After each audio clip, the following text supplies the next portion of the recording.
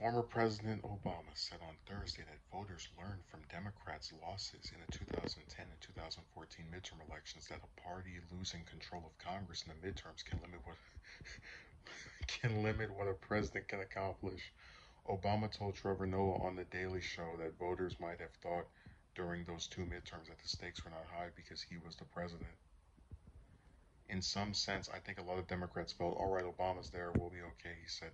And it turns out that Senate Minority Leader Mitch McConnell and former House Speaker John Boehner and others suddenly have power, then that greatly restricts what the president can do. And I think that lessons were learned.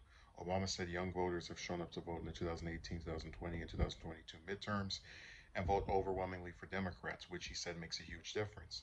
The GOP has hoped to make swinging gains in both houses of Congress in the midterms this year, but the party failed to gain a majority in the Senate and will only win a narrow majority in the House. Obama said quality Democratic candidates like John Shapiro in Pennsylvania and Senator Mark Kelly, along with enthusiasm from young voters, contributed to Democrats outperforming expectations. He said the rate of younger people voting is always going to be at least a little lower than the rate of older people voting, but more young votes went to the polls in the past two midterms than in those that occurred when he was president. Republicans picked up half a dozen seats in the Senate and more than 60 seats in the House, retaking control of the lower chamber in the 2010 midterm and flipped 9 Senate seats in the 2014 midterms. Turnout was historically low in the 2014 midterms, only about 36% of eligible voters participating. That's actually the last election I couldn't vote in. Obama also noted the large number of candidates who denied the legitimacy of President Biden's victory in the 2020 presidential election who got dumped in the midterms. He said some of the most egregious, prominent, and potentially dangerous election deniers lost their races, especially in Secretary of State and gubernatorial contest. The interesting thing is, you notice election deniers don't deny their own election, he said. We've discussed that before, that, when these people win, it was a fair and free election, and if they lose, it was rigged. They can never just be defeated legitimately. So, one of the biggest problems I have with his commentary on this isn't the first time he's mentioned an election since leaving the White House, is that a lot of it is based around blaming the voters. Oh, they didn't know that the one of the parties has to have all three chambers of Congress to be able to pass stuff. You know, a big part of that has to do with the fact that you put voting on Tuesday, to me, is it's dumb. It's stupid because people have to work, and then they're expected to get off of their schedule and go over to some polling place. It's dumb. So you make it conventionally harder for people who are working 9 to 5s Monday through Friday to even be able to show up and vote for your goofy party.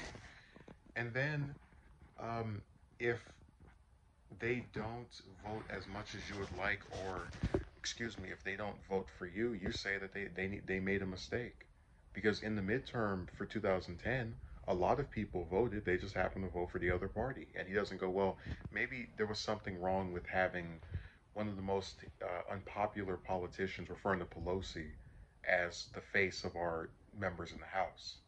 Maybe if we didn't have a individual who had a 20-30% approval rating as the figurehead of our caucus in the House of Representatives, maybe we wouldn't have lost that many seats. Because, like I said, a lot of House Republicans won their seats by mentioning Pelosi over and over and over and over and over again because of how unpopular she is across the U.S.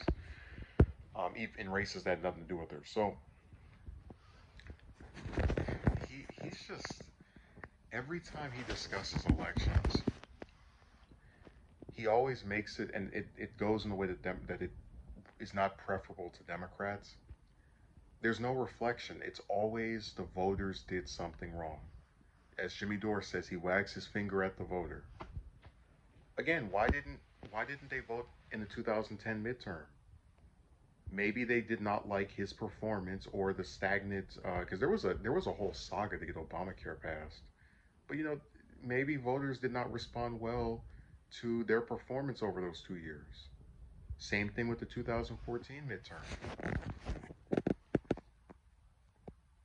I mean, it's really not difficult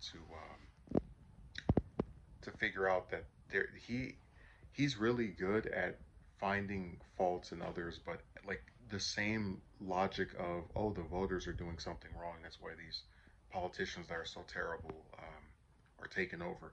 It just never occurs to him like, hey, maybe we need to course correct. Not a thought in his head.